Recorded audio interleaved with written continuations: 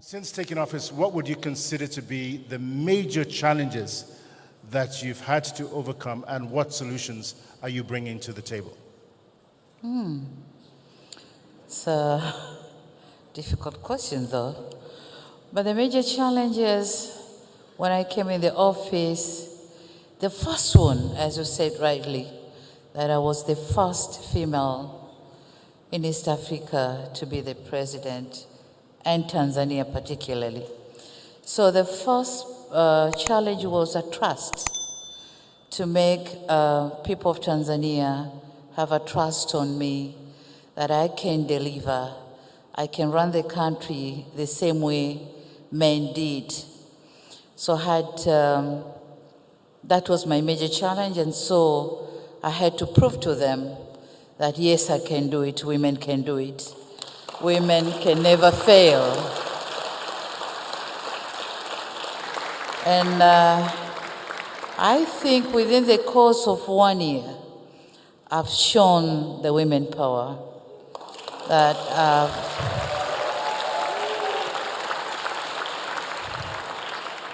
I led the country in the same way men did, and in some circumstances more than they did. So, but then the second challenge was I came in the office when the whole world was grappling with COVID-19 pandemic. And of course, the economic situation worldwide wasn't good. In my country, the economy fell from 6.8 growth to 4%. So I had a challenging task of improving the economy. And as we are speaking, we have been able to grow to 5.2% this year. So my expectation is to go back to 6.87 by 2025. And the third was, as the economy went down, then my question in head was, where should I start? But then I'm very thankful to the multilateral organization, to the banks, specifically African Development Bank. They supported Tanzania heavily. They supported us in infrastructure development. Tanzania is well connected to the neighboring countries. The regions and districts of Tanzania are well connected by beautiful roads. But then they are supporting us on construction of the airports and aviation sector. They've been supporting us in agriculture. So with the support from FDB and other multilateral organizations, I've done well. Actually, due to COVID-19, IMF gave us some money as a bailout, economic bailout from the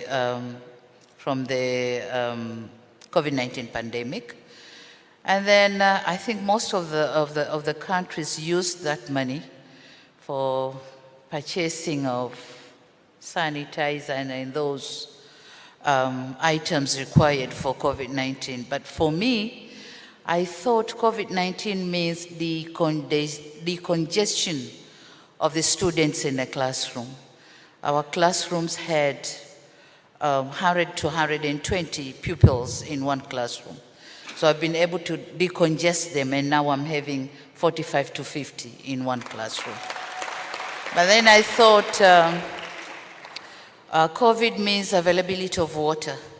So I've taken that money and used them for supplying clean and safe water to most part of my country.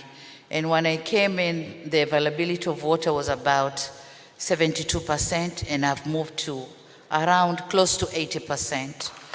And I'm expecting by 2025 I'll be 95 in urban areas and 85 in villages. So, but then I've also used that money for health, because COVID means starting treating people at the level of villages. So I've constructed about 350 health centers using that money, plus equipments, modern equipments, to the district and village levels. So I've done something which has never been done before, but my thanks to the African Development Bank, and I congratulate them for turning 50, and they say voices and stories. The voices have to be raised, I think, and stories to be told. So I'm telling the story about FDB, but then telling the stories and raising our voices wouldn't be enough. We have to raise our voice, asking the multilateral financiers to allow FDB to access to SDRs, because those are going to benefit Africa. We'll be close to get fund from our own bank for our own development. But then I was thinking that most global programs and plans should go in line with what we Africans are planning. And so through our own banks, funds have to be given to our own banks so that we can benefit from that. Yeah, thank you very much. President Samia Suluhu Hassan, thank you very, very much. Creativity, innovation on display. I'm a king, yes, I'm a king, I think I'm a king,